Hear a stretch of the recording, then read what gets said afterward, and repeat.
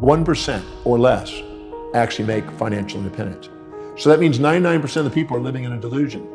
And if you ask them what are they going to do if I gave them $10 million, what would they do with their life? I guarantee you 2 to 8 million of that will be spent in less than a minute. If you ask them what would they do if they had $10 million, they'd write down all the things. They'd buy that car, they'd buy that trip, they'd buy this. And it was all consumers, all depreciables, all devaluing. As long as they spend their money on depreciables and consumables, they really don't have a real desire for building wealth. They have to invest it and buy things that appreciate value if they want to be wealthy. First of all, you want to find out whatever you've done in your life, how it served you, how it served others, and clear out any shame and guilt. Then you want to sit down and ask, what is it that you're really going to do? Because you're not going to get wealthy unless you're serving people. And if you're not dedicated to serving people, you have a fantasy called wealth. You need to make sure that you really have a value on serving people. You need to have a value on wealth, because if you don't really have a value on wealth, you'll spend it. If you have more of a value on spending it than saving it and investing it, it's going to keep going out the window. Because the money circulates through the economy from those of value at least to those of value at most over time. So you have to value wealth building more than spending. You have to value serving people more than just taking. And you have to be able to be dedicated to something that's really congruent with your values, or you won't stay with it. You won't build momentum and perseverance towards the accomplishment. And people who have a forced automatic savings in place and are willing to consistently study and research because they value wealth building. Warren Buffett by the time he was 11, he already read all the books in the Omaha, Nebraska library on wealth building by the age of 11. He was committed to the outcome. People are really committed to wealth building. They study it, they research it, they mentor under it, they apply it, they have forced savings and investment structures in place. They constantly are trying to serve people, and they want to build a business that lasts. What happens is every human being lives by a set of priorities, a set of values, things that are most important to least important in their life. Whenever they set goals that are congruent and aligned with their highest values, they become the most powerful and effective people they can be. This is when they're the most grateful, the most resilient. This is when they're most disciplined and most fulfilled in their life.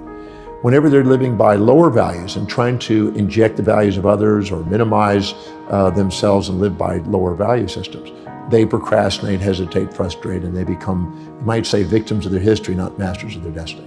So you look at how people fill their space. You look at how they spend their time. You look at what they are disciplined about and focused on. You look at where they're most organized. You look at where they spend the most money. You look at what energizes them the most. You look at what they think about, visualize, affirm, and converse with others about most that is in line with what they're creating in life. Look at what they're inspired by, what their goals are, and what they love learning. If you look and find the common threads to those questions, it'll narrow down to what you're dedicated to and what you spontaneously can't wait to get up in the morning and do. Any individual that is setting goals, intentions, that are congruent and aligned with the highest values, they have the highest probability of being spontaneously inspired in the morning to get up and do it. So if you have an entrepreneur that's working in a business and they found what is most meaningful to them, they have found the tap dance to work energy that Warren Buffett describes.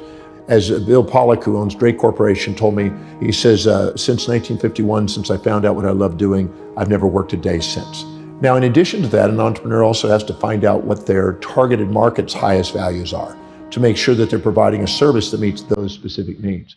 So determining your own values and determining other people's values that you want to serve is an essential component, because you're here to be able to find something that serves other people, but it's also meaningful to you. If you find those two, you've got your niche.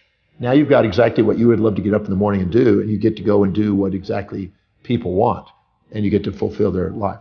Because everybody has a set of priorities, a set of values in their life, when you go down the list of values to lower values, you're less inspired, less fulfilled by doing them. You procrastinate in doing them. And what happens is you'll only do them if it's pleasurable, and if it's not, you'll give up. So the key is to make sure that everything you do is highest priority, the thing that's most meaningful to you, so you don't give up, you have the resilience, and you embrace pain and pleasure in the pursuit of a great purpose. If you are not living by your highest values, because you're wanting to do it with pleasure only and you want to give up if it's pain, you'll need motivation all the time. The difference between inspiration, which is from within, is people who are inspired from within are living by their highest values. And people that need motivation from without are people that haven't found that highest value and are living by lower values. And they need constant incentives and motivation and only pleasure to keep them going. So I'm not a motivational speaker, and I don't promote motivation, because I think motivation is a symptom more than a solution. The animal is always having an impulse for that which is prey and pleasure, and an instinct away from that which is pain and predator. So our animal nature needs motivation.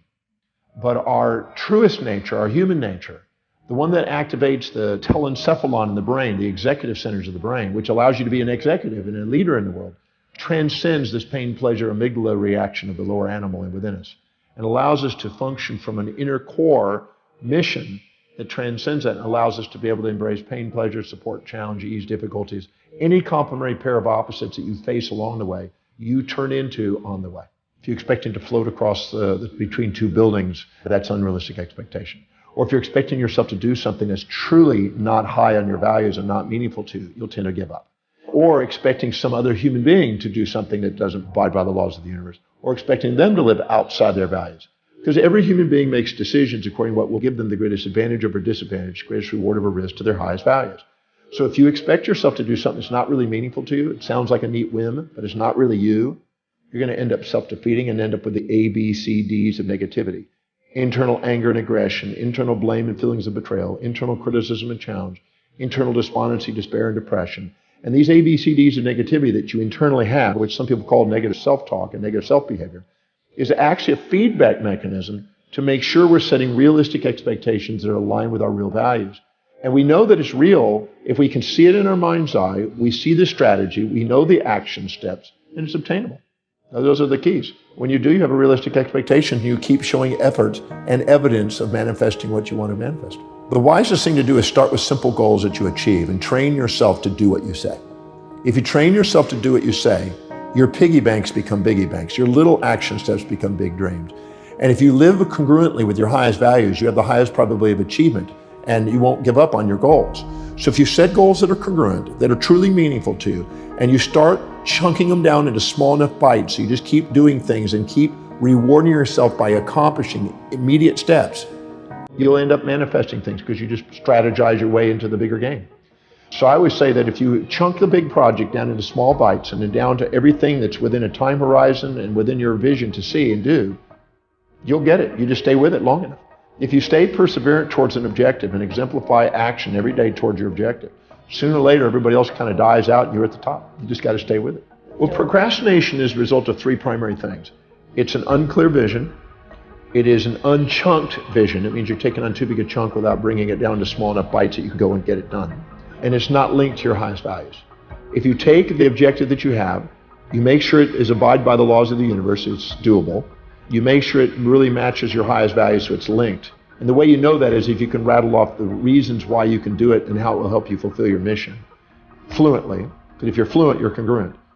Then you basically make sure it's chunked down into small action steps you can do, and you micromanage until you've proven you can macromanage. That means you do it in just small baby steps every single day. If I do this, I'm one step closer. If I do this the next day, I do it one step closer. Break it down into such small steps that it's by the inch, it's a cinch. If you do, you won't procrastinate. Procrastinate means that you've unchunked it, unlinked it, and unclarified it. I think that people who think they're going to be positive all the time are delusioned. Just like a magnet, it has two sides, and you have two sides. And the more you set up a fantasy that has only one side, the more you get depressed when it doesn't match your fantasy. So I'm a realistic guy that sets real goals in real time with a balanced orientation, and I accomplish more by doing it than setting up fantasies and then having nightmares. So I'm not a positive thinking guy. I'm a balanced thinking guy. But when people are down, that you need the positive thinking. But when you're up and you're fantasizing and setting up fantasies and pies in the skies, you need some critical thinking to be able to put you back into reality.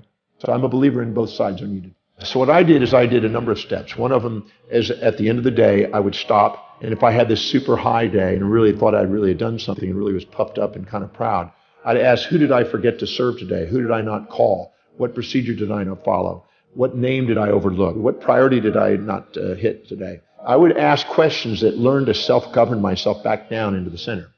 And if I had a low day and I really thought, wow, what a real crazy day, I would ask, what did I accomplish? Who did I serve? What names did I remember? I would self-regulate. So I would neutralize myself and steady myself. And instead of having volatilities in my business, I had steadiness. I also forced in savings. I didn't wait for profits. I forced profits in. I paid myself first. I built up a big cash reserve, so it decreases the volatility. It increases the client quality that I had. It increases the associations, opportunities, and alignments to greater opportunities in business.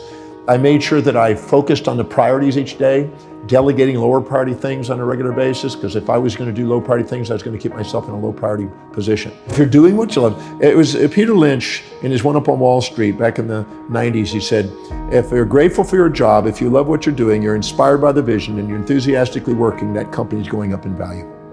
And if you're going to buy a stock that you visited the company and see those 4 things.